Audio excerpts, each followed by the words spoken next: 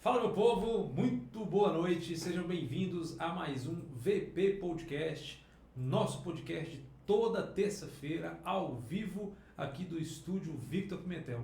Sejam muito bem-vindos a mais um episódio dessa segunda temporada. Depois de uma temporada massa no ano de 2024, resolvemos voltar e trazer pessoas de várias áreas do empreendedorismo, da área científica, da área política, artística, cultural, todos que têm a contribuir conosco aqui no estúdio e com vocês que acompanham esse podcast. Toda terça-feira às 20 horas ao vivo, a gente está aqui falando de coisas boas, coisas que agregam na sua vida, papos mais técnicos, papos de alto nível, que com certeza te ajudarão a ser uma pessoa melhor, um empreendedor melhor. E hoje não vai ser diferente. Hoje está comigo aqui o co-host Vartan. Muito bem-vindo, meu amigo. Como é que você está? Tá bom? Tudo animado? ótimo. O ano que mal começou já está quarto mês já. Acabou, já foi 3 meses embora do ano. Pesado, pesado. Mas segunda temporada bem especial, né? A gente tem recebido convidados de várias outras regiões, não só aqui da Serra Geral. E isso tem sido, assim, para a gente um momento de transição. Eu entendo como um momento de transição. Sim. Até mesmo pelas próprias carreiras nossas, a gente está com alguns projetos para fora também, então isso vem a calhar esse momento profissional do Vitor, o meu, das nossas empresas. Então estamos num momento muito bom e ampliando esses convidados aí. Enfim, está sendo uma segunda temporada realmente de outro brilhantismo. Já foi muito boa a primeira, mas tinha aquela cobrança. Será que vai ser melhor ainda? Quanto mais você produz, mais espera de você. Muito né? bem, A expectativa. gente já chegou a receber aqui a Cleide, lá de Barcelona, na Espanha. Tivemos com o professor Eric na última terça-feira. Também com o Zaca no primeiro episódio da segunda temporada. Zacarias, que é presidente da Associação Comercial aqui da cidade. Então a gente se sente muito feliz de ter essa oportunidade. Não só de estar com vocês aqui, compartilhando conhecimento, trazendo histórias de pessoas que são de sucesso, são protagonistas em sua área, mas também de abrir as portas para as pessoas poderem dar a versão dos fatos dela, contar a história dela. Né? Eu já fui entrevistado em alguns podcasts, eu sei o quanto é bom você poder ter um microfone e pessoas te ouvindo, que você possa falar da sua história, falar das experiências que você tem. Isso nos deixa felizes, né? É bom falar do que a gente já viveu, né? É bom.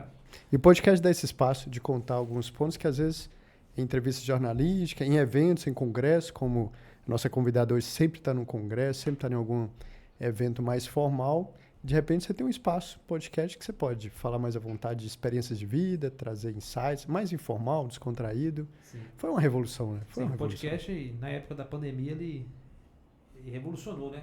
Hoje, eu vi alguns números de podcasts no Brasil, é a mídia que mais consegue concentrar em questão de, como é que chama a palavra, que o Instagram gosta muito de definir, quando o conteúdo é bom, ele tem o quê, Luana? Oi? Quando o cara fica no conteúdo, é um conteúdo que faz o quê? Tem muita retenção. Retenção, a palavra é retenção. Então, das mídias que a gente tem ao vivo, o podcast é a única que consegue segurar o brasileiro por mais de 40 minutos. Show de bola. Nenhuma novela mais consegue segurar a gente por 40 minutos na final. É mesmo, né? O podcast consegue. Em épocas de histórias de coisas de segundos, de repente você tem... Tem um conteúdo ali de horas, né? Perfeito. É muito legal. É isso. Vamos lá então para mais um episódio. A gente está com nossos patrocinadores aqui. Agradecer sempre as empresas que patrocinam esse podcast. O Alameda 29, Bar da Churrascaria, aqui na cidade de Janaúba.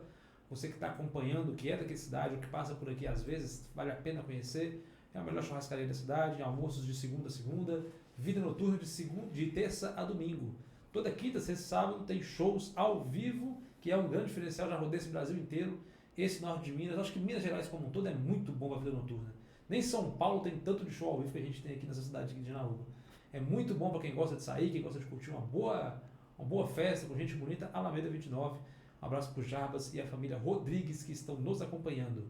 Também o Instituto Pilares, você que busca avançar na sua carreira profissional, desenvolver dentro da sua área, conhecer novas experiências, novos conteúdos. A gente tem, claro, graduação, pós-graduação, curso técnico, tudo que você precisar dentro da evolução da sua carreira. O Instituto Pilares está aqui para te ajudar. Você pode acessar www.iepilares.com.br e conhecer a nossa grade de cursos. Vale muito a pena. E claro, o estúdio Victor Pimentel, que é onde a gente transmite esse podcast. A gente está aqui numa estrutura relativamente nova, onde a gente está com uma sala exclusiva de podcasts, que acontecem em podcasts aqui quase que diariamente, então, de variados públicos, variados estilos. A gente consegue produzir aqui, alugar essa sala para outras pessoas fazerem podcasts próprios, empresas poderem falar dos seus produtos. Além disso, o nosso trabalho com pessoas e empresas é de destaque nacional. A gente chegou recentemente de uma grande palestra em São Paulo, onde eu estive palestrando para mais de 3 mil fotógrafos.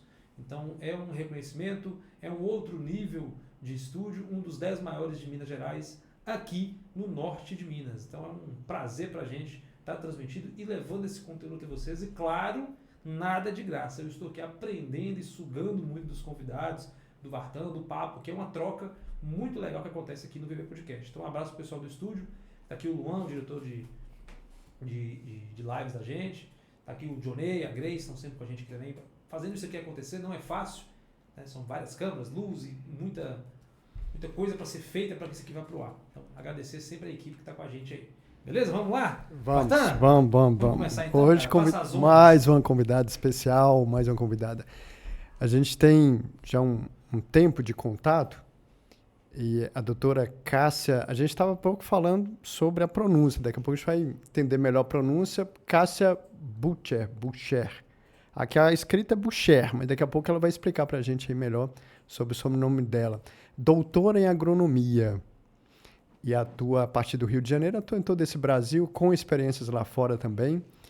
E faz um serviço que nós vamos conversar melhor daqui a pouco, toda essa parte de pesquisa e prática aí na parte da agricultura. Vamos trazê-la já para a gente continuar essa conversa. Muito que boa noite, doutora Cássia. Tudo bem com a senhora? Boa noite, pessoal. Boa noite a todo mundo que está assistindo. Vartan, Vitor, obrigada pelo convite. É sempre bom a gente falar um pouquinho sobre agricultura, ciência, inovação, empreendedorismo, que é o que a gente já está fazendo aqui há algum tempo, né? Vamos começar com o sobrenome? Vamos entender o sobrenome? Então, como eu falei, o meu sobrenome, a gente estava conversando antes, né? Meu sobrenome é Coelho, final, né? Cássia Pereira Coelho. O Bucher é do meu marido lá, que ele é do Espírito Santo. Aí, então, geralmente lá eles pronunciam Bucher, né? Escreve B-U-C-H-R, mas pronuncia Bucher. Bucher. Isso. Cássia Bucher, doutora Cássia Bucher. Esse sobrenome te deixa uns 100 mil reais mais rica, um sobrenome mais sofisticado.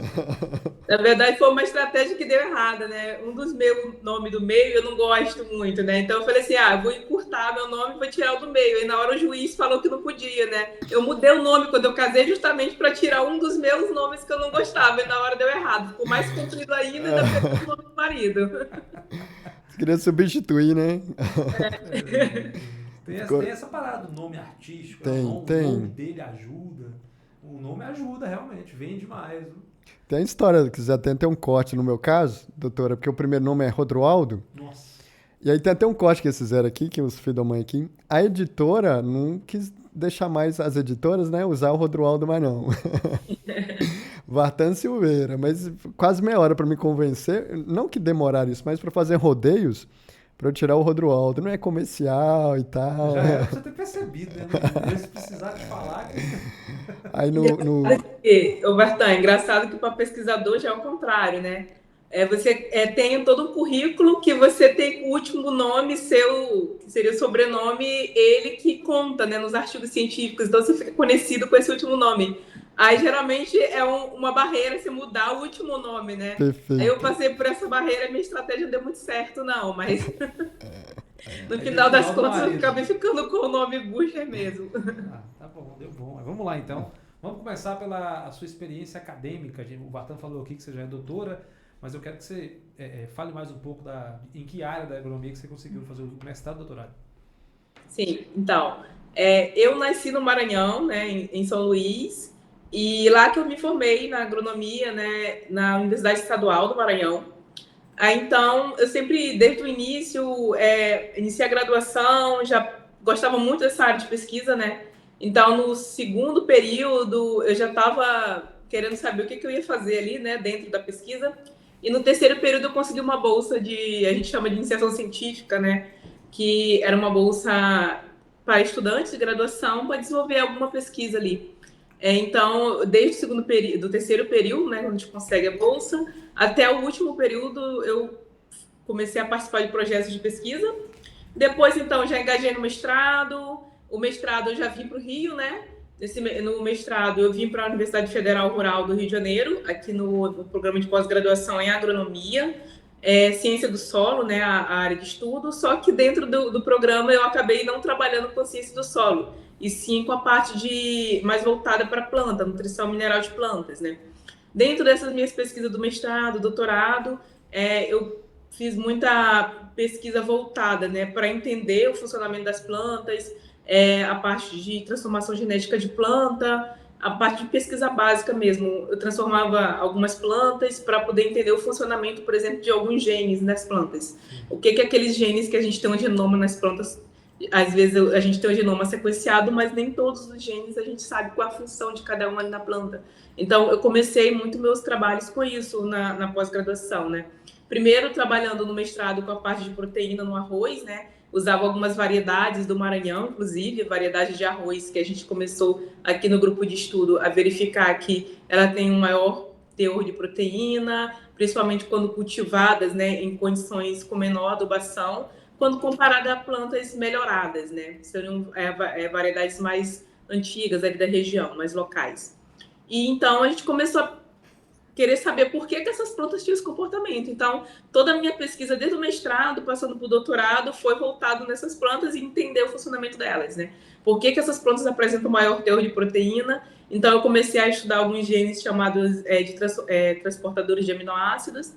Mas, assim, o sentido da minha pesquisa, hoje em dia, né, serviu muito para o meu crescimento pessoal, não só como cientista, que a gente vai pegando toda aquela bagagem, né, ao longo desses anos, 2 anos de mestrado, 4 anos de doutorado, depois fazer pós-doutorado lá nos Estados Unidos, e também tentando entender a função desses genes transportadores de aminoácidos. E dentro dessa pesquisa a gente vai trabalhando com várias técnicas moleculares, desde transformação da planta até análise da própria planta. Então eu fui pegando toda essa bagagem de conhecimento e hoje eu aplico para o empreendedorismo. Porque durante o meu mestrado e o doutorado, eu trabalhei com o que a gente chama de pesquisa básica, né? Tentando entender esses mecanismos nas plantas. Então, depois eu fui fazer o pós-doutorado, fiquei um tempo fazendo pós-doutorado, ainda nessa mesma linha, só que comecei a perceber assim, nossa, a gente tem tanto conhecimento acumulado, por que a gente não aplica esse conhecimento básico, ciência básica, para gerar, por exemplo, uma nova variedade de planta para o mercado? Com maior teor de proteína, talvez. Então, eu comecei a pensar por esse lado, de aplicar, né, todo aquele conhecimento que adquiri durante toda essa trajetória, para como vou contribuir para a sociedade, para o mercado, com uma nova variedade, uma planta diferente, para assim, a sociedade mesmo, a contribuição. Então, surgiu na época do meu pós-doutorado, eu estava terminando, aí você tem toda esses anos, né? São 5 de graduação, 2 de mestrado, 4 de doutorado, e fiz mais o pós-doutorado. Aí já falei assim, gente, eu não quero mais fazer pós-doutorado. Fiquei pensando assim, o que eu faço, assim, para um pouco também sair. Já estava com essa vontade de aplicar a pesquisa e, ao mesmo tempo, sair um pouquinho dessa parte muito acadêmica, né? Que a gente fica ali no mundo que eu falo que é um mundo realmente acadêmico, diferente do resto do mundo, né? Você tem outro tempo, você tem outras demandas, você tem outro pensamento. Então, eu comecei a pensar assim, como que eu vou... Não quero fazer pós-doutorado, realmente não estava com vontade mais de fazer pós-doutorado. Nesse meio tempo, eu até fui professora substituta aqui de uma disciplina na universidade, mas eu queria aplicar tudo o que eu tinha conhecido, de conhecimento. Então, surgiu uma oportunidade chamada Doutor Empreendedor, que é um edital da Fundação de Amparo à Pesquisa aqui do estado do Rio de Janeiro. Nesse edital, ele previa que quem tivesse um doutorado e quisesse montar uma empresa, ele previa um apoio, né, tanto de financeiro, quanto outros apoios da fundação, né, que depois viria bolsas, pessoas para trabalhar dentro da empresa, que seriam outros editais que vão surgindo, né. Então, eu pensei, vou escrever um projeto e vou mandar para esse edital. Então, eu escrevi um projeto de pesquisa, que na época eu pensei que era um projeto de empresa, não era, né, porque a gente, depois que vai evoluindo no empreendedorismo, a gente vai vendo que realmente não tinha nada de edital de projeto de empresa, mas eu acredito que a FAPESP também entende, né, essa trajetória. Então, eu montei uma proposta de montar uma biofábrica para a produção de mudas aqui no estado do Rio de Janeiro. No início, eu tinha que montar uma proposta mais simples, porque o recurso inicial ele não é muito grande, né? Aí uns 50 mil. Só que assim, em laboratório, 50 mil é praticamente nada, você compra, praticamente não compra nenhum reagente. Né?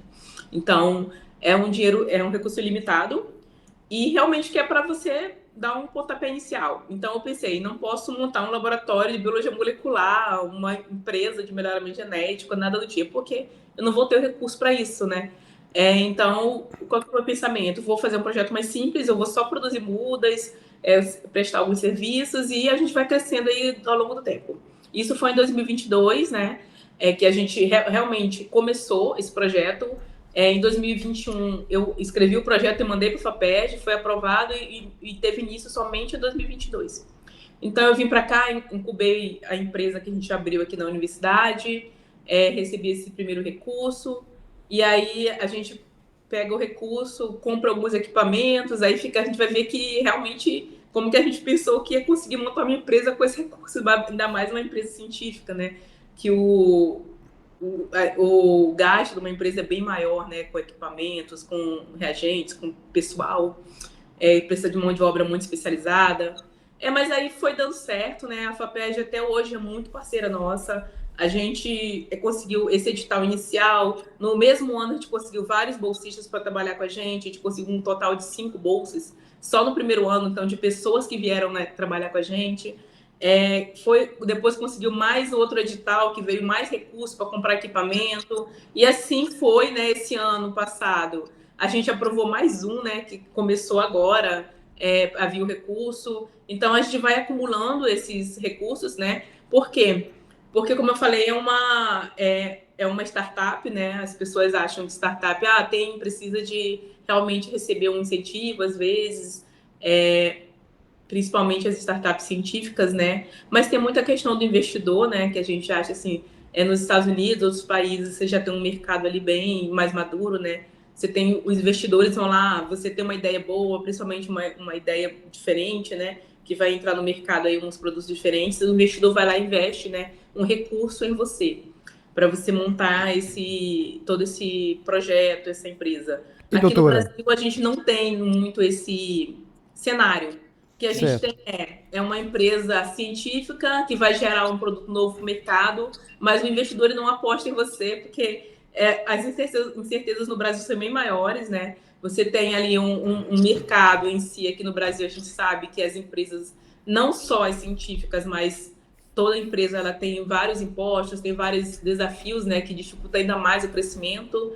Então, a gente não tem essa muito aqui no Brasil, principalmente nesse tipo de empresa, né, que a gente chama de Deep Tech, incentivo inicial, né, do investidor. O investidor Hein, ele vai doutora? pegar o investimento e investir em você quando ele vê que você está faturando recorrente, você já tem Quando já deu certo, né? mercado. Depois Ele que não deu vai certo, investir aí numa eles vêm. pesquisa, né? Sai, Oi? quero ouvir. Hein, doutora? Porque aí você já está entrando no empreender. Deixa eu puxar um Sim. pouquinho antes. Quer ver? Espera aí, vamos voltar um pouquinho, porque em toda essa formação muito acadêmica, aí vem a questão também de casamento, de filho e tudo. Uhum. Porque quem olha assim fala assim, tá, então aí pode esquecer, não teve nada de casamento, de filho, aí teve, né? E aí teve a formação da família nessa história de todos esses anos. Em que momento desse que vem a família? A formação, né? A construção. Então, o meu orientador do doutorado, ele até falava que pesquisador, ele casa ele dentro do laboratório, né?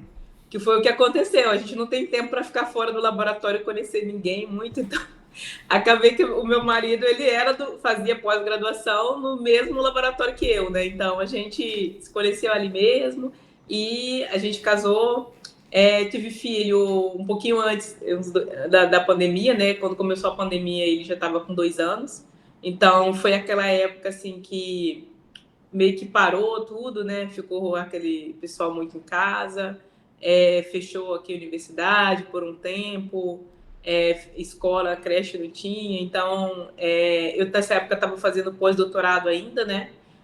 Não tinha ainda enviado o projeto da empresa. E foi uma época, assim, que foi boa, por um lado, para mim, porque eu estava no pós-doutorado, a gente ia lá, continuava a pesquisa e tudo, só que não... você tinha também mais tempo. Eu tive o privilégio, né? Que a gente sabe que é privilegiado, foi privilegiado quem realmente ficou em casa, tem todo aquele debate, né? O que isso afetou a maioria das pessoas, essa parte de home office e tudo, mas eu me senti privilegiada porque eu tive como ficar com meu filho, né, durante essa época, muito mais tempo, né, que a gente fazia pesquisa no laboratório, mas também tinha muita coisa em casa para fazer e tudo, e como tinha restrição também para entrar no laboratório, devido ao número de pessoas e tudo, a gente ficou um pouquinho também longe, né, do laboratório, assim, um pouquinho fora. E passamos esse período, né, de pandemia, então aí a gente calhou, né, de começar essa parte do empreendedorismo. Agora eu já vejo que eu já não sou tão privilegiada, né, pelo tempo que eu tenho mais reduzido com a família, principalmente com meu filho. Os primeiros 2 anos, né, de abertura da empresa, eu até falo pro pessoal que teve uma época que eu parei, olhei meu celular, não tinha foto do meu filho, muitas, né, então eu falei, gente, eu tenho que meio que aprender, né, a gente passa por esse processo de aprender também a limitar, até que a hora que a gente trabalha, né, ainda mais a gente que está empreendendo, a gente sabe que nós, assim, somos nós mesmos, não tem ninguém para controlar nosso horário, mas ao mesmo tempo tudo depende da gente. Não tinha sócio, nada nessa época, então eu estava correndo atrás de tudo sozinha, fazendo praticamente tudo sozinha, então teve essa questão de antes eu tive bastante tempo com ele, e depois que eu comecei a empreender, eu percebi que em algum momento da minha vida eu estava meio que perdendo ali esse contato mais, tipo assim, de maior qualidade com meu filho. Então, hoje eu já tento dosar muito isso, ó, até tal hora eu vou trabalhar, final de semana eu já tento já dedicar mais à família, mas assim, é uma coisa, principalmente para gente que é mulher e tudo, é muito mais complicado, né? Às vezes, outro filho, até a gente fica pensando, nossa, eu vou ter, não vou ter, mas aí eu penso que 2 anos a gente meio que para ali no tempo. Não sei se é o momento de parar aqui, o que a gente até agora já conseguiu. E o que eu aprendi, assim, com a idade, com tudo que eu já passei, é que não tem um tempo certo, né? Tipo, nunca vai ter um momento... agora eu vou engravidar e vai estar tudo certo, porque é o tempo... Não, vai estar sempre alguma coisa te pedindo. Então, você tem essa parte de dosar, né? Você quer ter filho, às vezes não quer, mas quem quer ter tem que ter essa consciência, né? Nunca vai estar tudo perfeito ali. Tentar mesmo, no dia a dia, equilibrar, né? Vida profissional, o que é empreender com qualidade de tempo com a família, e essa parte assim, comecei a me atentar, né? Depois que eu vi realmente as fotos no meu celular e percebi que tinha muito mais foto de trabalho do que de família, né? Então, aí eu meio que parei assim, pensei, não, agora eu acho que aprender um pouquinho a equilibrar as coisas. Foi meio que um choque mesmo. E o marido nisso aí tudo, como é que foi? Ele tá com você na empresa hoje? Ele tem outro emprego? Como é que funciona? Não, meu marido ele é professor, né? Depois ele passou no concurso da mesma universidade que a gente fez, né? A pós-graduação. Então ele é professor da universidade. Aí eu estou empreendendo. Hoje a gente acaba que os 2 cientistas, mas meio que virou uma coisa assim, um mais focado no empreender, né? E ele está muito ali na academia. Só que até a gente vê que até ele mesmo começou a ver que a academia ainda é muito fechada, a gente pensa que não, mas ainda tem muita restrição, às vezes eu já passei por muita restrição no início, de pessoas, eu não quero empresa dentro da universidade, que tem aquelas pessoal que já tem a teoria de que empresa não pode estar dentro da universidade, que não pode conversar muito uma coisa com a outra.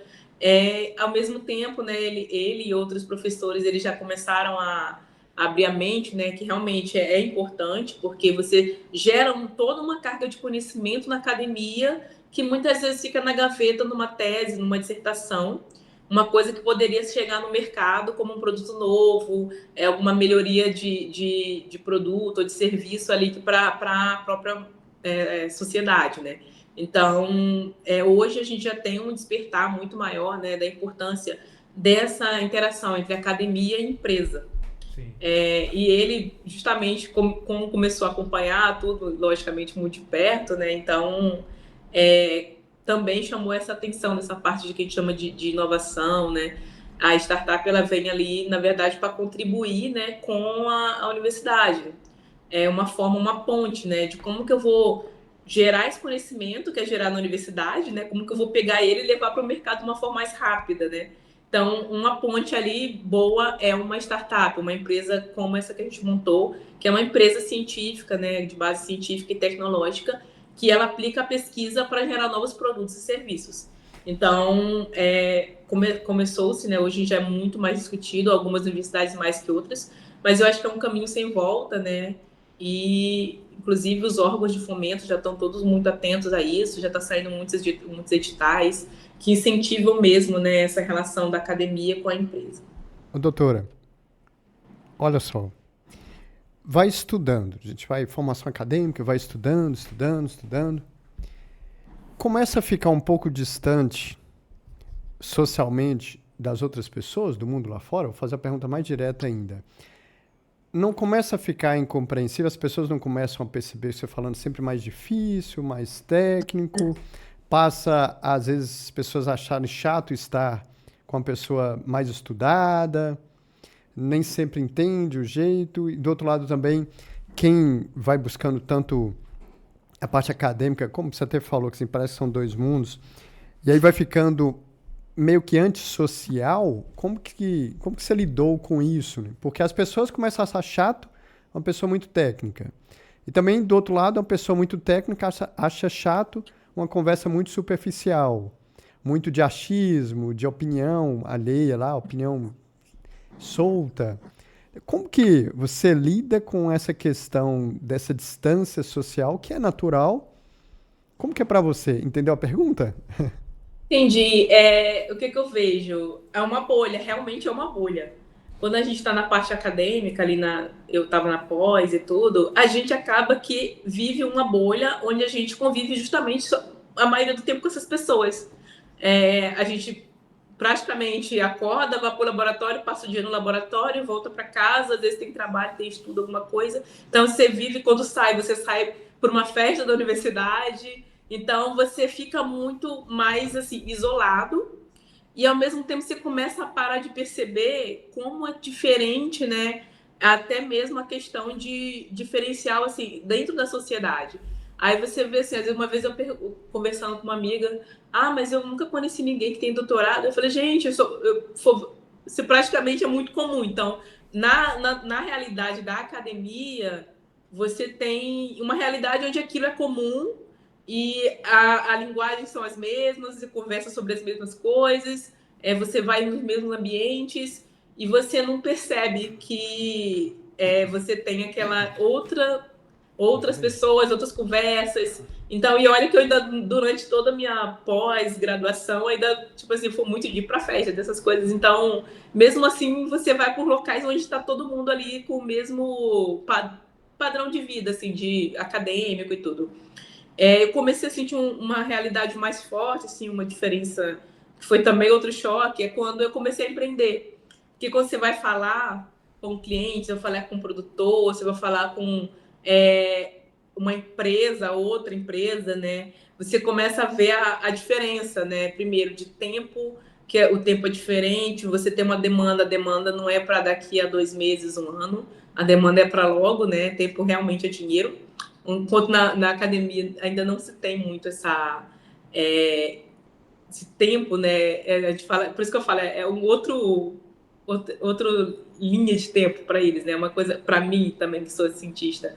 Mas aí eu comecei a realmente passar por uma fase ali de me reestruturar, me reeducar, tentar modificar ali alguma parte de pensamento, de comportamento, porque hoje, como eu sou empreendedora, a gente vê assim, eu falo muito com o pessoal que às vezes a gente tem aqui bolsistas de graduação, de pós-graduação, de pós-doutorado. Então, a gente tem vários níveis aqui, desde de graduação, eles entram aqui com a gente, eu já começo a conversar com eles. Converso, olha, o que a gente vê, eu já tive em todas as fases que você está aí na graduação, e eu chamo muita atenção para a questão de, é muito legal estar dentro da academia, se você gosta de pesquisa, investe, vai, conhece os laboratórios, faz sua pesquisa, mas não deixa de olhar também para fora da academia. Tenta fazer um estágio numa empresa, tenta ir a algum evento que não seja acadêmico, um evento mais de empreendedorismo, porque eu, pelo menos quando eu tive que fazer essa transição de academia para empreendedora, eu tive primeiro um choque muito grande e depois eu tive que realmente fazer uma mudança muito drástica, né, de tudo, desde de como que se comporta até que pensamento, né? Então, eu acho que você estando um pé na academia, mas ao mesmo tempo, desde a graduação, focando também em ver como é que é o mercado, como que você atua dentro de uma empresa, como é que tem que ser o seu comportamento dentro de uma empresa, que é totalmente diferente do comportamento que é esperado de um estudante de graduação que está ali dentro do laboratório da universidade. Então, eu sempre estou falando principalmente, eu gosto muito de conversar com os meninos da iniciação científica, né? A gente fala meninos porque são todos muito jovenzinhos, né? Aí eles entram, aí eu falei, não, meu primeiro contato, né? Eu sempre falo com eles isso, chama essa atenção, ó. Você pode gostar de ciência, lógico, eu fiz isso, eu gosto, mas ao mesmo tempo eu indico, né? Olha, tenta também ficar um pouquinho fora para você ter essa vivência dos dois ambientes, né? Porque aqui a gente vê que a gente é muito preparado na academia para você fazer mestrado, doutorado e virar professor. Mas, assim, o que a gente vê hoje no Brasil é uma realidade onde nem todo mundo vai ser funcionário público, né? Não tem vaga para todos os doutores que a gente forma, são muitos doutores por ano que são formados. E, ao mesmo tempo, as empresas estão abrindo bastante, assim, bem mais do que antigamente, né? Vagas para cientistas, para pesquisadores, mas aí quando o pensador chega na empresa, isso não só é minha percepção, mas que eu conversas ali com outros empreendedores, eles não têm toda a carga, principalmente assim de comportamento mesmo necessário para você assumir um cargo dentro de uma empresa, né? Às vezes você tem a pessoa que tem lá 10 anos de academia, né? Mestrado, doutorado, pós-doutorado, mas você vai ver ela não performa bem dentro da empresa, porque ela está acostumada com o tempo da academia, ela não acha que é importante, às vezes, assinar um termo onde você não pode divulgar a sua pesquisa, porque, às vezes, a pesquisa é uma pesquisa que vai gerar algum produto, então não pode ser divulgado aquilo, então não tem essa mentalidade, né? Então, acho que as academias, algumas universidades já estão muito mais avançadas que outras, né, nessa questão de preparar o aluno não só para ser funcionário público, mas também para trabalhar ali nas empresas, quando eu falo cientistas, né, e acho que isso aí está evoluindo e a tendência para frente, né, melhore bastante, mas que ainda hoje é uma coisa que eu ainda falo muito, né, com o pessoal, principalmente que está começando aqui a graduação, começando a entrar nessa área. É porque eu vejo tinha esperança que isso iria mudar com o tempo, que essa distância do que é acadêmico, do que é científico, para uma vida real. Na minha área, tem uma área que eu gosto muito, que é a área de sociologia. Então tem a psicologia, que é a base, mas eu gosto muito de sociologia. E sociologia, estudando esses movimentos sociais, tudo isso daí, e aí eu começo a ver uma perspectiva que o prognóstico é ruim. Eu esperava que com esse mundo mais virtual, digital, doutora, que a gente teria uma aproximação maior entre o que é acadêmico e científico do que é real. Porque você tem mais recursos para mostrar dos dois lados. E eu percebo ainda o acadêmico e o científico se fechando. Porque eu vou ser crítico.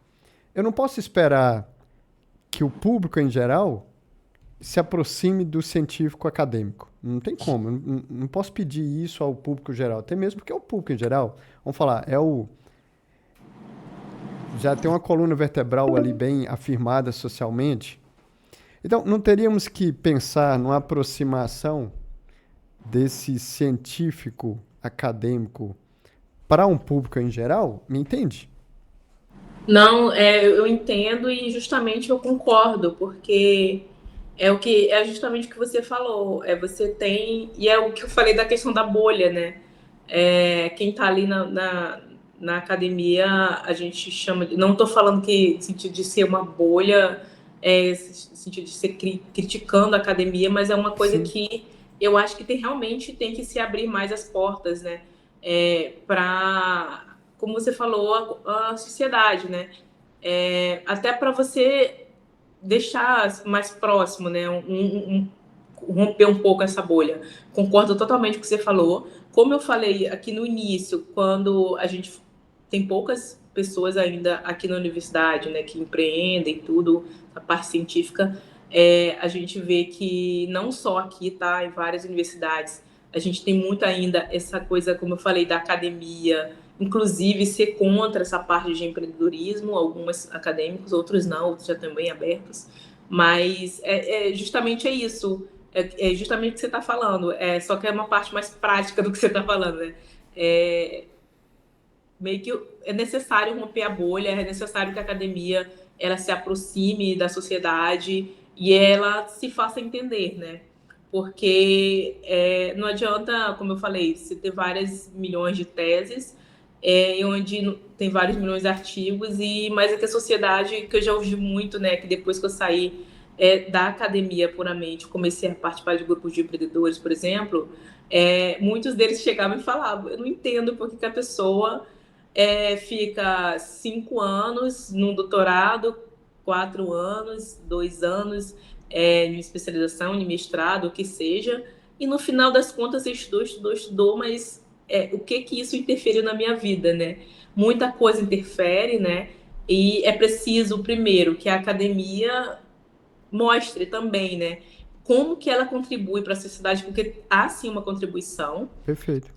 E a sociedade tem que, assim, precisa entender, né, qual que é o papel da academia, mas não só aquela parte, eu vou fazer um doutorado, como a minha amiga falou, não entendo para quê, né, que serviu para quê para a sociedade isso? Você gastou dinheiro com bolsa para o estudante, você gastou dinheiro sustentando a universidade, né, você gastou dinheiro com reagente, com equipamento, para você formar um doutor são milhares, né, de reais. Então, é um dinheiro realmente público que é investido e que no Brasil acho que poderia ser muito mais bem valorizado o pesquisador, dar muito mais retorno para a sociedade, né? Principalmente se o pessoal tivesse mais condições para isso, porque a gente vê, o Brasil investe muito em formação e muitos doutores estão lá fora. Estão fazendo diferença, gerando produtos, gerando serviços diferentes em outros países que o Brasil vai acabar comprando aquilo depois, né? Então, é uma coisa que o Brasil sabe investir nessa formação das pessoas. O que está faltando realmente é fazer o investimento posterior, né? Como que eu vou manter esses doutores aqui e como que eu vou fazer eles levarem esse conhecimento, toda essa carga que eles adquiriram até chegar a uma benfeitoria para a sociedade, um retorno para a sociedade. Isso já está muito claro em alguns editais de fomento aí que estão incentivando, mas eu acho que essa aproximação, como você falou, né, tem que ser a partir da academia, explicar o que eu estou fazendo aqui e o que isso está, de uma forma simples, né, que todos possam entender o que isso está refletindo em sua vida. A gente vê desde questões mesmo de desenvolvimento de remédios, de vacinas, de tudo, que muitas das vezes parte, né, na verdade, totalmente parte das academias, de pesquisas básicas até chegar ao desenvolvimento da pesquisa aplicada. Mas a sociedade às vezes não chega a entender isso. E é uma falha realmente de comunicação entre uma bolha e outra, né, vamos dizer assim. E que realmente é necessária essa aproximação. Vamos dar um exemplo prático de um trabalho que você faz, que é sobre a produção da cerveja. A palavra que eu estou pensando, qual a palavra usar? Manipulada? Qual a palavra que eu devo usar aqui? Manejada? Manipulada? Não, no nosso caso, eu montei, como eu falei no histórico aí, uma empresa primeiro para produzir mudas. As mudas, inicialmente, a gente produziria no laboratório. Tá, mas eu queria sim, doutora, permita-me interromper, e nós vamos falar depois. Mas ilustrar isso que você falou, da contribuição científica acadêmica para a prática, por isso que eu estou puxando uma área aqui, dando um exemplo só, né, de algo que pode beneficiar, por exemplo, que eu brinco aqui, o Vitor mesmo que toma a cerveja dele, uma relação disso daí com a produção de uma cerveja.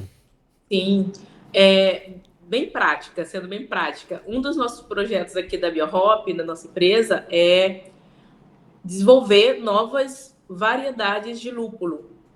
Variedades que eu falo, tipos diferentes de planta de lúpulo.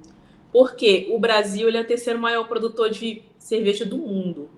E ele é o terceiro maior consumidor. Então, a gente produz muita cerveja, a gente bebe também o que a gente produz, né? Só que, qual que é o nosso problema hoje? Um dos problemas, né?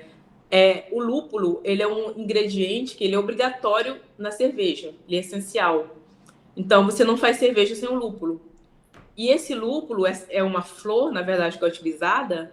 Ele é totalmente, praticamente hoje, 95% ele é importado de Europa, Estados Unidos, né, principalmente. E você tem o terceiro maior produtor do mundo de cerveja, dependendo quase que exclusivamente de uma produção de insumo que vem de fora.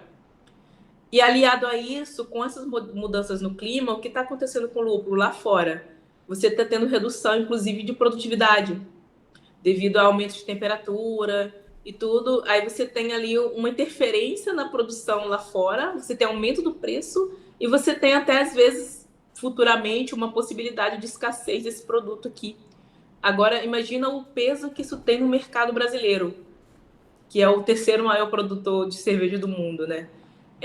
Então, um dos nossos objetivos é desenvolver essas plantas de lúpulo, onde elas possam ser plantadas no nosso país, que já existe plantio de lúpulo, mas os plantios que existem são variedades de fora do país, né? Todas de Europa e Estados Unidos, principalmente, né? E que são plantadas aqui. Mas o que a gente tem ali dessas variedades? Primeiro, que elas são adaptadas a um clima totalmente diferente. E segundo, que a gente precisa de um lúpulo, né, com uma característica mais nacional, vamos dizer assim. Então, o nosso objetivo é criar variedades de plantas de lúpulo que possam ser plantadas com maior resistência aqui nas nossas condições climáticas, né, que possam gerar também maior produtividade e, ao mesmo tempo, que seja de um sabor interessante, né, para você ter ali na nossa cerveja aqui brasileira. Basicamente é isso. Bom, aí falou minha língua. Tá vendo? Aí sim, essa parte da falta de insumo, você falou do lúpulo aí, né? A maioria, eu não sabia disso. A maioria do lúpulo, o Brasil produz muita cerveja, mas um dos insumos da cerveja o Brasil não tem, na autossuficiência, longe disso. Sim. E como a sociedade tem que entender que essas pesquisas, esses estudos, esses projetos que são desenvolvidos em academia vão ajudar futuramente. É porque, na minha visão, é um tempo longo até isso retornar para a sociedade, não é? Então, vê se você concorda comigo, falta um pouco de publicidade disso. Essa fala da senhora aqui já elucidou na minha cabeça muita coisa. Então, acho que falta um pouco de publicidade para a sociedade como um todo entender que é um processo de investimento, como é que é? O que a senhora pensa? Eu acho que falta justamente essa comunicação, como você falou, né? Inclusive, por exemplo, se eu chegar para o empresário, o próprio empresário ele não vai, como eu falei, a parte dos investidores, eles não vão investir geralmente no início, porque para eles não entendem que eles têm que esperar. O empresário ele faz o quê? Ele vende e ele arrecada ali, né? Você está ali faturando, ele quer vender. Então, assim, como é que eu vou investir em um produto que não existe? Então, você tem todo um risco tecnológico, que hoje em dia ele é assumido muito pela parte do governo, porque você tem esses editais como esse que eu concorri, né? Que, inclusive, são importantes, porque, como eu falei, realmente, se você for pensar com cabeça de empreendedor, você não vai colocar o seu dinheiro num produto que você nem sabe se vai dar certo, se vai sair, e, com certeza, como você falou, um período de tempo longo até você chegar a ter essa planta. Então, você tem ali vamos dizer assim, para a realidade do empreendedor, aquilo ali não condiz, né? Tem até amigos que não são de startup, mas são já empresários, e falam, gente, eu não consigo entender como é que vocês são uma empresa que, às vezes, não tem um produto, né? Muitas startups ainda não têm um produto. Aí você tem outros produtos, tem serviços que vão mantendo aquela empresa, mas o produto principal ainda está sendo desenvolvido, né? Então, mas assim, é importante comunicar isso para a sociedade, que você passa por um longo período, né? Até você ter o desenvolvimento realmente. Primeiro que você tem que realmente comprovar, né? que aquela planta que você fez, ela é diferente das outras, ela é melhor, ela vai produzir mais. Isso tem que ter uma aceitação no mercado, né? Você tem que fazer isso teste com o mercado. Aí você tem o retorno do mercado, se aquilo ali deu certo. Você tem toda uma questão também de regulamentação, né, daquilo. Você está gerando uma planta nova. Então, você tem que fazer ali junto ao Ministério da Agricultura, junto a outros órgãos, né, que você vai ter que regulamentar aquilo ali.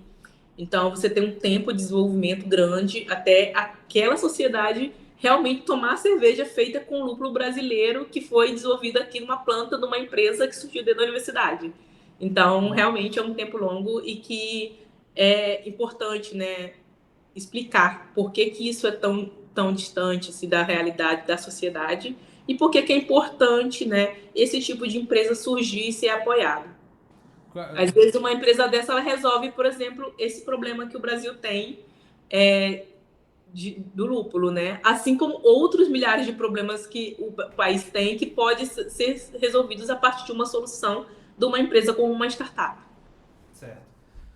Vou mudar um pouco de assunto. Então, eu acho que hoje eu até já falei isso, inclusive com alguns professores da universidade, que hoje é de extrema importância ter não só algumas disciplinas voltadas para o empreendedorismo, mas também para essa parte de inovação, ou seja, de como que eu aplico a pesquisa para empreender, para soluções ali chegar no mercado, né?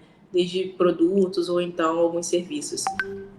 Eu acho excelente essa colocação e eu realmente apoio que todos os cursos, eu acho que diferente de qual que é o curso, qual que é a área, deveria ter alguma coisa, pelo menos, nem que seja o que a gente chama de optativa, né? O aluno vai optar ali por fazer, mas que realmente tenha essa opção para o aluno, para o estudante. Como eu falei, a gente é formado na academia geralmente eu falo que para funcionalismo público, né? Pelo menos a experiência que eu tive, tá? Algumas eu vejo que, principalmente algumas universidades particulares, outras também federais, mas com outra visão, mais de hoje em dia, que estão mais com maior visão para a inovação, eles já têm essa consciência, né?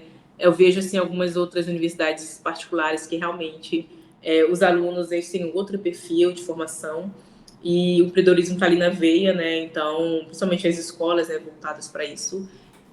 Mas eu acho que seria até uma obrigação mesmo da academia de colocar essa opção para o estudante, mostrar que existem caminhos totalmente diferentes, porque esse é o papel da academia, é formar não só para você ser um professor, mas também formar para você trabalhar numa empresa ou formar para você fazer sua empresa.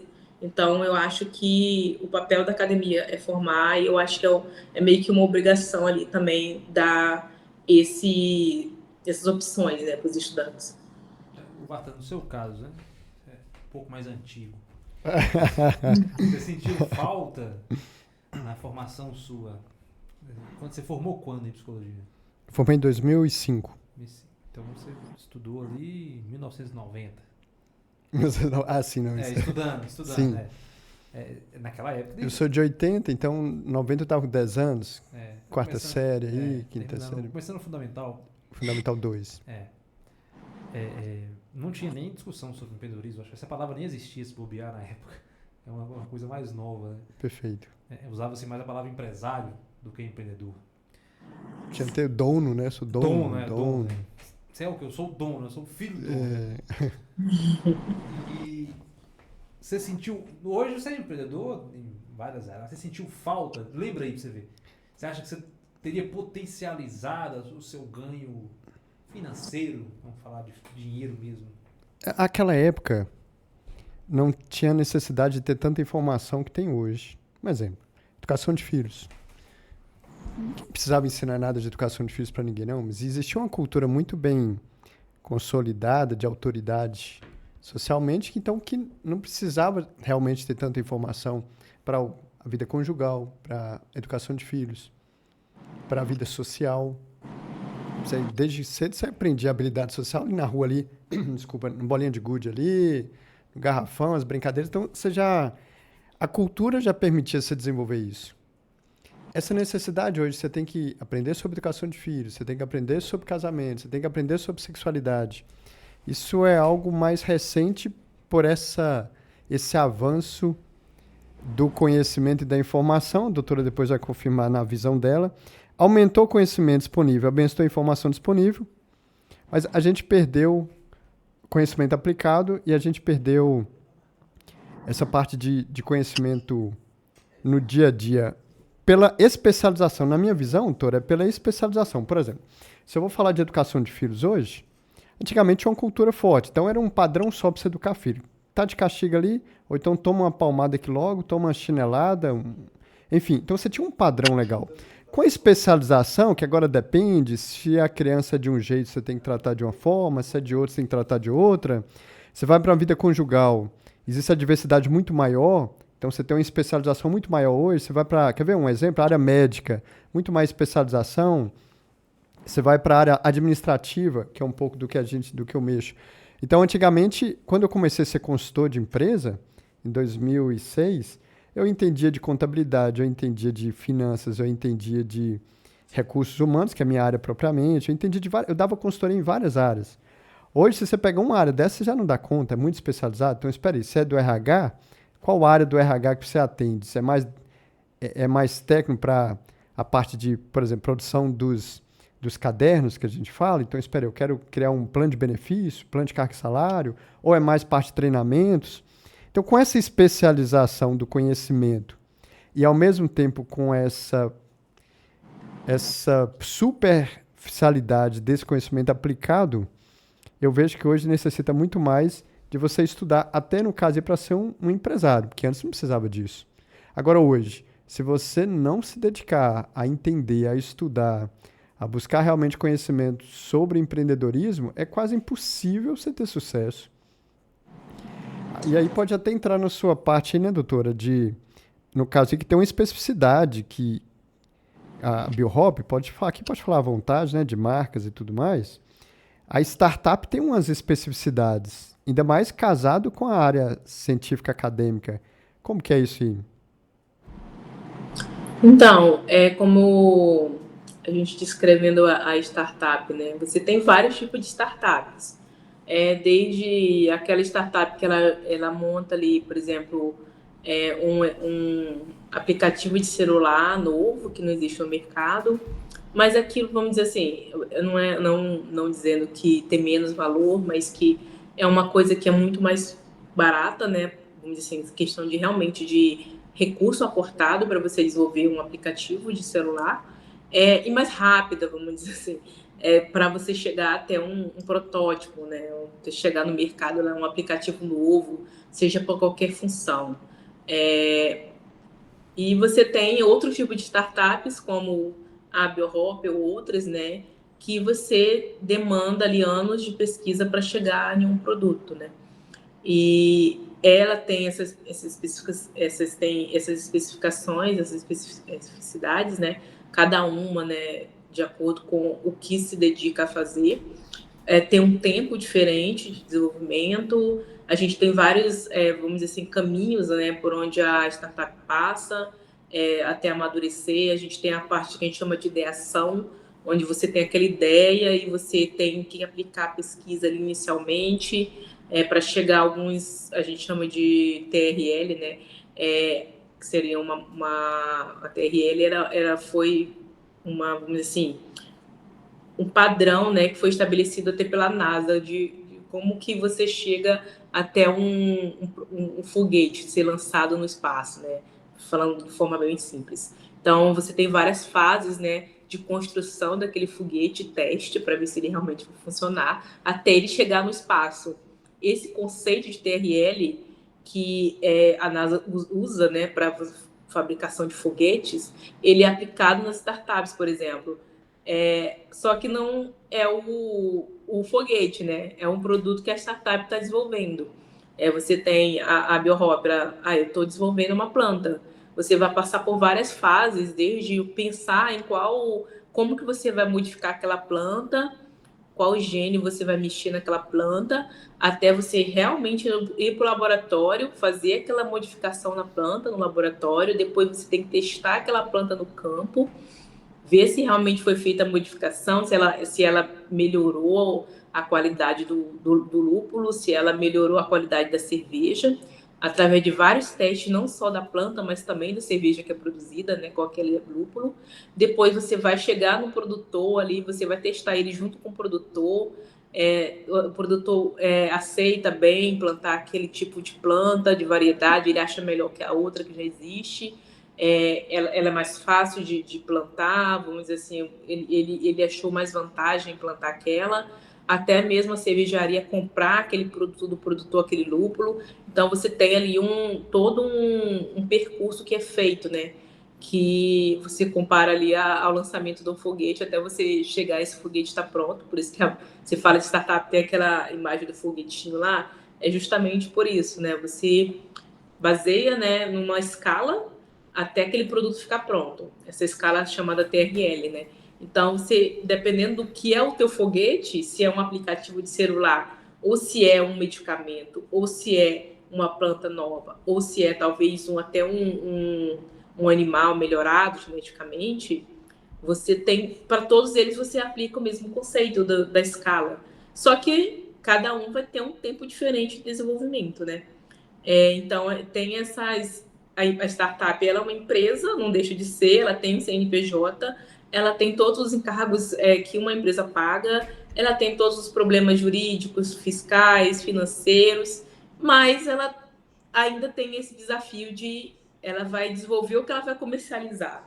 Ela não compra, tem um estoque daquilo e vende. Ela realmente, o produto dela é o que ela desenvolve.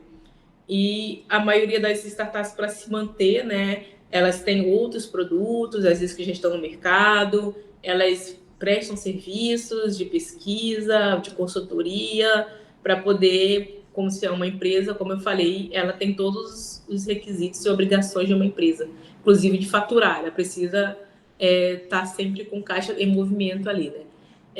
Você tem, então, como eu falei, empreender no Brasil já é difícil, agora imagina empreender com uma coisa que ainda não existe, né? Meio que, eu já falei, a gente tem um grupo de vários empreendedores, né, de startups, né? E eles falam, gente, como é que a gente pensou no começo que a gente conseguiria montar uma empresa com o recurso que a gente tinha no início, né? E a gente vai vendo que não é possível, que a gente vai tendo que pegar outros recursos, vai tendo que desenvolver serviços e produtos para vender, e tem todo esse desafio do dia a dia, né? Mas é uma empresa diferenciada, vamos dizer assim. Muito bem. O que você voltou na questão lá? Ainda tem um dificultador sobre a questão do empreendedorismo, porque além de não ser aplicado nas escolas como deveria, os modelos que a gente tem de empresários, eles já estão arcaicos, são arcaicos. As pessoas nas famílias que a gente tem como empresário é de um modelo anterior. Eu posso falar bem aberto aqui da minha mãe, né? Minha mãe é empreendedora há 35 anos no colégio, pessoa de sucesso. Mas, obviamente, que hoje o modelo que ela usa é um modelo dessa estrutura que ela construiu. Mas se ela começar um colégio hoje, óbvio que ela não dá conta de chegar onde chegou. Uhum. Porque, claro, na época dela, não precisava entender tanto de contabilidade, tanto de finanças, tanto de sistema.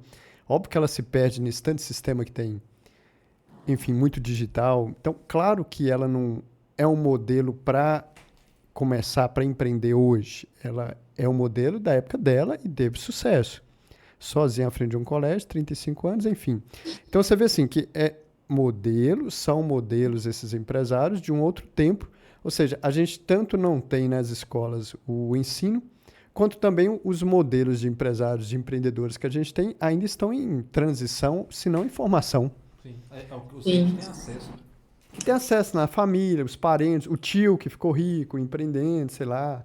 O outro que pelejando ali, mas conseguiu formar família, constituir família. Então, são modelos de um outro tempo. Uhum. Aí a gente entra naquele assunto do sucessor, que hoje é tão desafiador, né? O sucessor empresarial. No Instituto a gente tem até um conteúdo disso, uma formação de sucessor empresarial, mas que é dificílimo. Porque você tem, de um lado, um modelo arcaico, mas que deu certo, e está dando certo, né? Teve sucesso, o tio que a vida toda teve sucesso, tá ali, é fato. O cara é rico, o cara tem posses.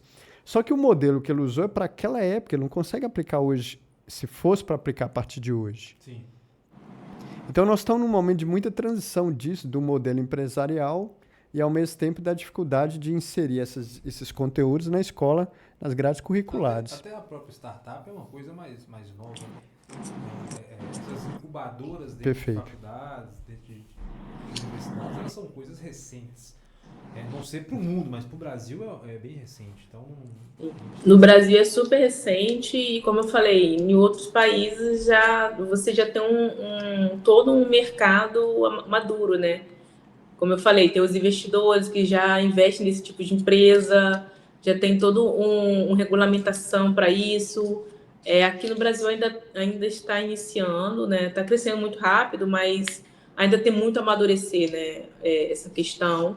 E, inclusive, agora que as próprias Deep Tech, né, que são esses tipos de empresas que elas aplicam pesquisa e tudo, e dependem de laboratório, de tudo, só que alguns investidores, eles agora que estão realmente dando mais atenção a esse tipo de empresa, que demora um tempo muito grande, né, às vezes, para você desenvolver um produto, chegar à maturidade, só que ao mesmo tempo você pode estar resolvendo um problema ali que é essencial, né, para o país.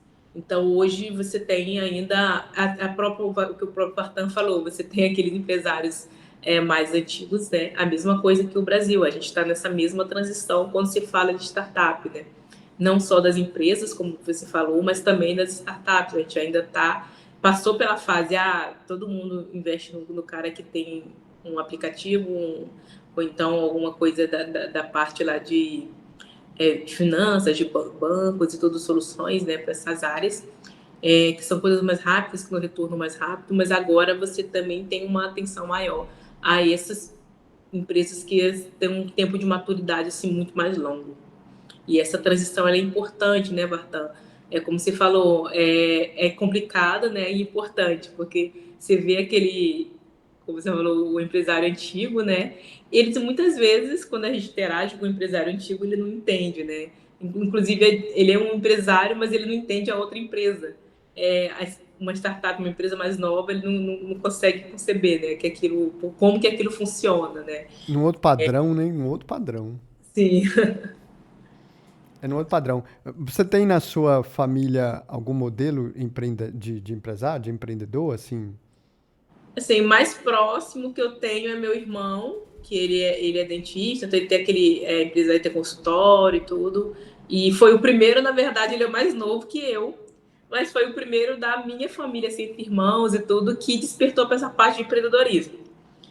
E eu vi, apesar de ser mais velha que ele é o do meio, eu comecei a empreender depois. Hoje em dia, muita coisa eu já até ligo para ele, Cássio, o nome. Cássio, como é que eu faço isso? Você já passou por essa parte e tudo.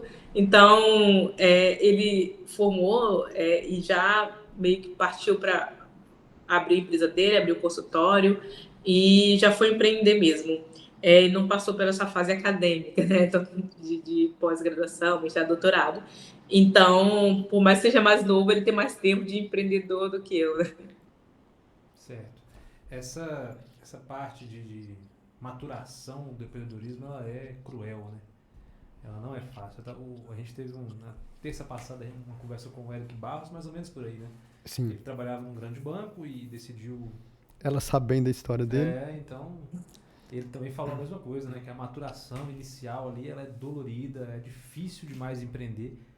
E aí isso é potencializado ao máximo empreender no Brasil. Aí fica muito mais difícil. E sem certeza de que vai dar certo, e pouco apoio. É uma loucura, cara. O empreendedor ele já é louco de ter escolhido esse caminho. E a gente, todo dia é uma coisa nova, né? Toda hora que a gente abre o Twitter aqui é só coisa para atrapalhar. Para ajudar vem pouco, agora para atrapalhar é todo dia. Se a gente for ficar isso aí, nós endoida. Ô, Vitor, engraçado que tem na startup tem uma parte que a gente passa, né? Toda startup passa, que é chamada Vale da Morte, Quer dizer que ou aquela startup ela vai dar muito certo ou ela vai acabar bem ali. Então, assim, quando chega no Vale da Morte, você chega naquele negócio assim, toca água no pescoço, e você sabe que se você não conseguir passar daquela fase, você pode abrir outra empresa, porque aquela não vai mais dar mais certo, né? Então, você tem... É engraçado o nome, né? Que com a sua fala, eu lembrei, o Vale da Morte, né? Vale da Acho que Morte. todo empresário deve passar por uma fase assim, só que da startup, assim, bem uma fase bem decisiva, né? Ou você consegue passar aquela fase e começar a escalar a venda, ou você realmente pode abrir outra, fecha aquela e abre outra, que aquela não vai mais dar certo.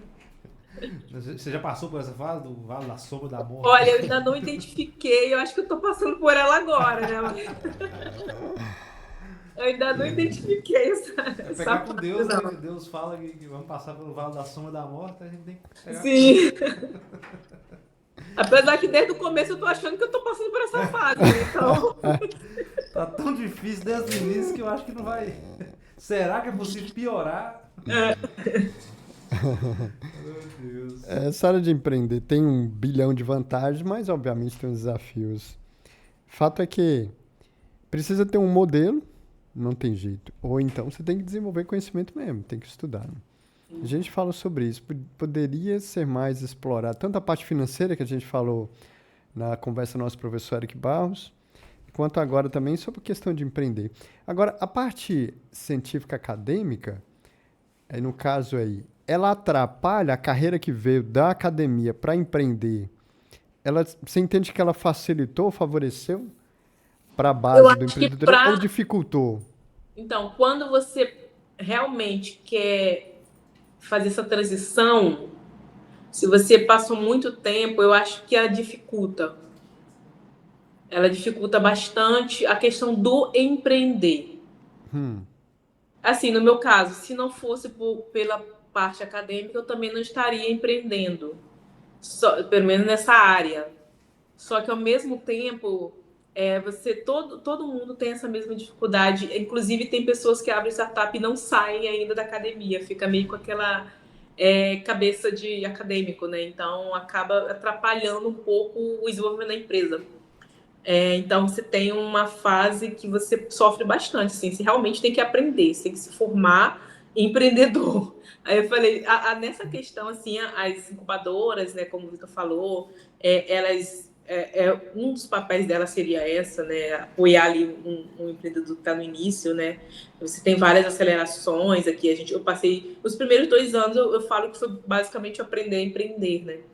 Então, você passa ali por umas acelerações que a gente chama, que realmente vai te mostrar essa parte, como você falou, financeira, a parte de administração, que você tem que saber no início de tudo, né? Você tem que aprender tudo, porque você não vai ter um jurídico, você não vai ter um RH, você não vai ter um financeiro, no máximo você vai ter um contador ali. Então, acaba que no início você tem que aprender tudo mesmo. Quem quer empreender tem que aprender tudo. E você sai dessa questão de eu estou estudando uma coisa, um gene da planta que aumenta o teor de proteína no arroz. Aí você está naquele negócio bem muito específico que você é muito especialista naquela área. E você passa a ter que aprender toda essa outra parte, né? Desde o início, que você realmente não teve contato. Isso é a importância de inserir essa formação de empreendedorismo, de finanças dentro da academia e dentro das escolas, porque aí você não partiria do zero, né? Quando você faz um curso de administração, de contabilidade, de direito, você ainda tem, né, essa base. Agora, quando você faz um curso de agronomia, você não vê nada disso.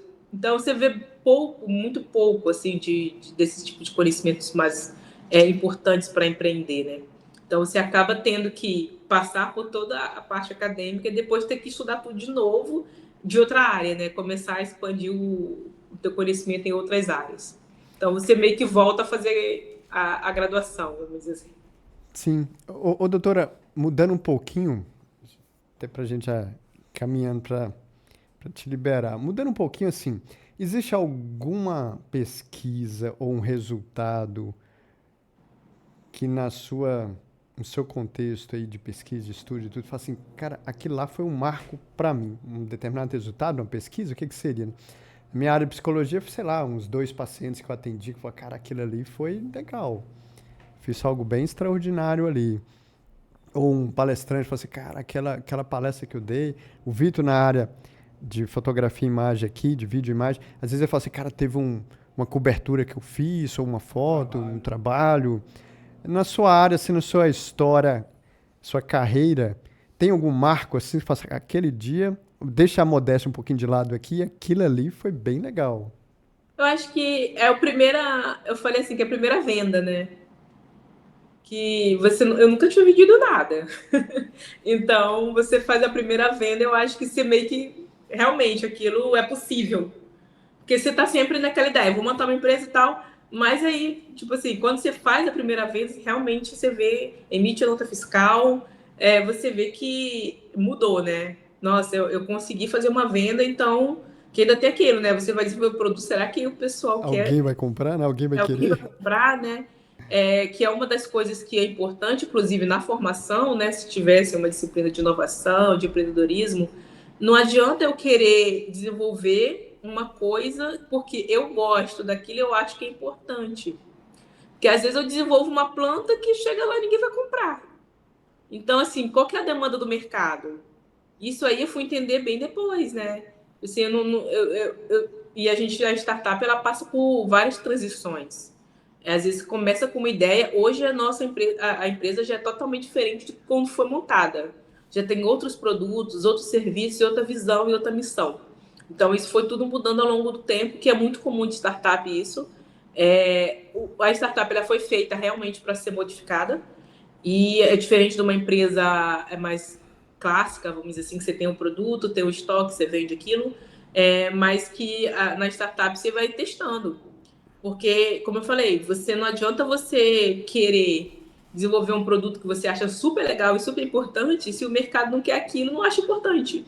Muito bem. Então, eu não vou desenvolver uma coisa porque eu acho que o Brasil precisa disso, que o mercado precisa disso, que a dona de casa ou que o cervejeiro vai precisar daquilo.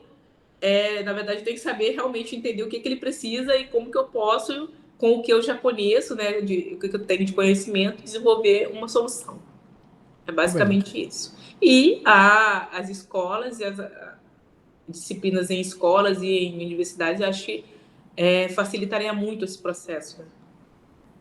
Perfeito. Tem, tem algumas escolas que exploram de forma paralela com conteúdos complementares. A gente tem uma escola de ensino para colégios, sistema de ensino, que é Insight, Sistema Insight. E a gente entrega um pouco desse conteúdo complementar, mas ainda há muita dificuldade de encaixar isso nas grades curriculares. Vou resumir muito a história aqui para não delongar. A questão é assim, ninguém discute que é interessante e é importante esse tipo de conteúdo. Empreendedorismo nas escolas convencionais. Ninguém discute isso, ninguém duvida disso, tá? Mas aí eu tenho que substituir, porque eu não posso ampliar a carga horária de escola. Sim. Mas aí vem, vamos brincar, língua portuguesa briga, não tira de mim não. O outro vai do outro lado, matemática, fala assim, você vai tirar de mim? Enfim, a dificuldade da inserção desse tipo de conteúdo nas grades curriculares é para não ampliar, não aumentar. Ou seja, não tem mágica, eu tenho que tirar alguma coisa e colocar, então vou ampliar. E ampliar já é muito complicado, você ampliar o sistema de educação. Ampliar a carga horária é muito delicado. Enfim, então, por isso que tem um dos embates de MEC falando, tem que acrescentar essas bases curriculares e os conteúdos referentes. Do outro lado, tá, mas acrescentar como?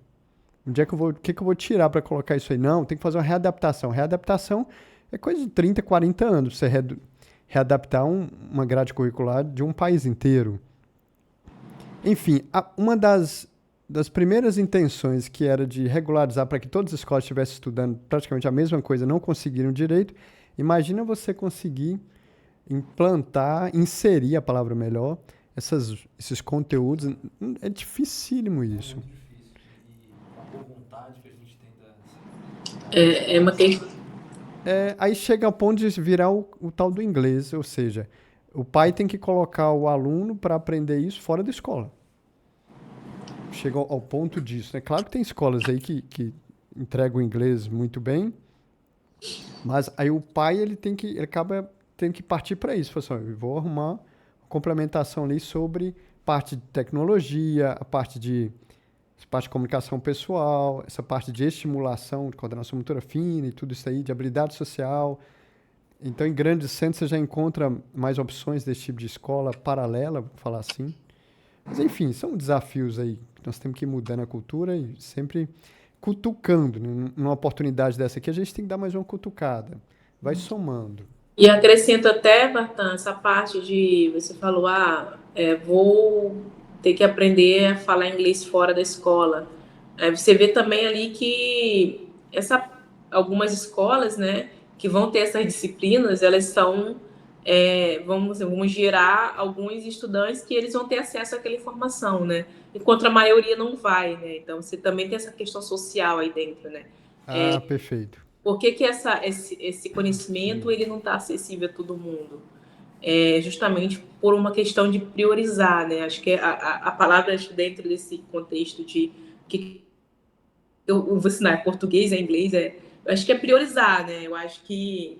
Mas, assim, eu deixo aí muito para os especialistas da educação aí, você, Bartan, com essa área mesmo mais aplicada da educação, né? Porque é uma questão que eu entendo que é bem complexa, né? Você tem que inserir coisas novas que realmente são importantes, como a gente está comentando aqui, essa parte de empreendedorismo, de finanças, mas, ao mesmo tempo, você também não tem muita coisa que é importante ser aprendida que não pode também retirar, né?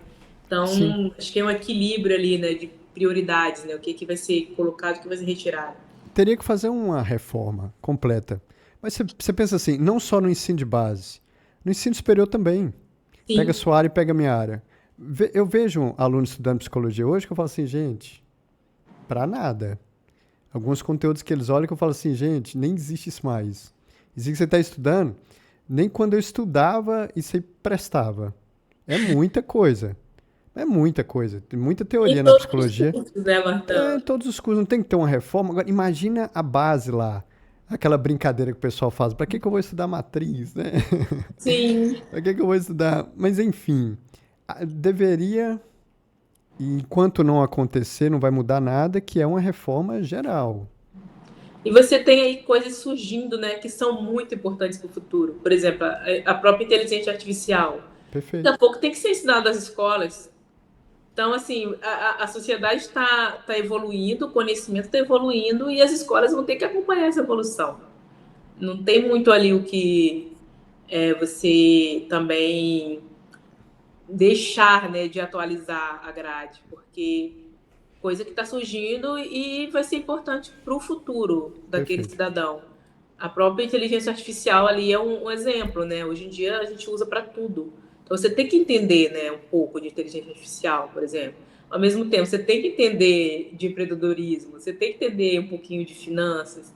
Então, eu acho que essa reforma ela é urgente, né, e essencial, né? E também eu acho que vai ser um pouco complexo. É isso. Muito bem. É isso, Bartan. Doutora Cássia, muito obrigado pelo tempo da senhora. Já são quase 2 horas aqui conversando. Passou muito rápido. Então, obrigado pelo tempo, obrigado pelas opiniões, pela experiência que a senhora tem e pôde compartilhar conosco e com quem está assistindo a Review Podcast nesta noite de terça-feira. Muito obrigado mesmo, viu? Eu que agradeço aí o convite, Vitor, Bartan, foi muito bom, assim, não sei se eu me aprofundei muito, né, que ainda tem essa questão do pesquisador, quando começa a falar de pesquisa, engata lá, e a pessoa tá ali, gente, o que ela tá falando? Aí, espero que eu tenha tentado, pelo menos, simplificar alguma parte, né, de deixar me entender, de ser entendida, e muito obrigada mesmo pelo convite, oportunidade de falar um pouco da importância da ciência, da importância de aplicar a ciência, da importância de levar os conhecimentos aplicados para o mercado, para a sociedade, de inovação, de tudo. Então, só tenho a agradecer mesmo pela oportunidade. As portas estão abertas. Quando tiver uma nova... Quando o lúpulo der certo aí, a senhora pode voltar aqui. Eu estou devendo cerveja para todo mundo.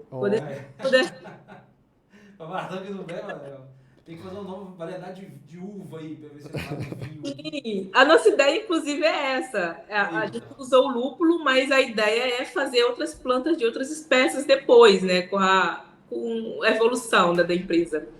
E vamos ver que isso vai dar certo. Sair do lúpulo aí, eu só sei que tem lote de cerveja, eu vou ter que distribuir, porque para todo mundo que eu falo, não, quando sair o lúpulo eu vou te dar uma cerveja pra você provar. O primeiro lote é só de brinde que eu tenho que É isso aí, Marta. Doutora, gratidão, tá? Gratidão pelo apoio, pela participação aqui conosco. E assim, para quem assiste, é interessante ver um contexto de vida que talvez não seja comum para muita gente, como que é esse mundo aí científico acadêmico e também empreender nesse mundo. Enfim, com certeza cada um vai tirar seus insights aí. Gratidão pela participação com a gente aqui e mais uma super entrevista aqui. Muito bom. É isso. Tivemos aqui hoje a doutora Cássia, que compartilhou com a gente conhecimentos únicos, conhecimentos de experiência através da academia e também do empreendedorismo, diretamente da capital do Rio de Janeiro, a cidade maravilhosa. Você já foi lá, cara? Já, eu tive um escritório lá. Aí, ó. Por um tempo. Uma viagem por lá, é muito bom. Tive um escritório lá. Tinha um tempo que estava sempre lá. E aí começou aquele auge da violência, a gente correu e trouxe para Belo Horizonte, ou levamos para Goiânia. Mas por um tempo a central nossa, todos esses movimentos nossos, era lá. Eu fui lá 5, 6 vezes já. Nunca passei. Ô, Gui, eu tô aqui pertinho do Rio, mas eu tô em Seropédica, tá? Não é dentro da cidade do Rio. Ah, não? Como é que chama? É no estado do Rio. A cidade é Seropédica. Nossa, sério? Nunca ouvi falar assim. Seropédica? É pertinho. Aqui pro Rio, a gente pega um carro sem trânsito, tá? Sem trânsito é pertinho. Com trânsito aí demora mais pra chegar lá. Mas é menos perigoso, né? Eu tenho uma teoria aqui, doutora. É assim, ó. Eu acho que o Rio é famoso por causa da violência. É porque a Globo é aí, pô. Tudo que acontece vira notícia nacional, pô. Se Janaúba aqui, a cidadezinha aqui, tudo que acontecesse aqui virasse notícia nacional, se Janaúba aqui era um inferno. Pensa pra você ver. Eu tenho essa teoria, mas aí realmente é violento, né? O negócio das falas. É o centro, essas coisas. Melhorou, mas ainda não é para qualquer... não é para qualquer um, não. Tem que tomar cuidado. Já tem jeito. Se você falar que nunca foi assaltado num lugar desse, né? Difícil. Gente, pior que eu nunca fui assaltada. Aí, tá vendo?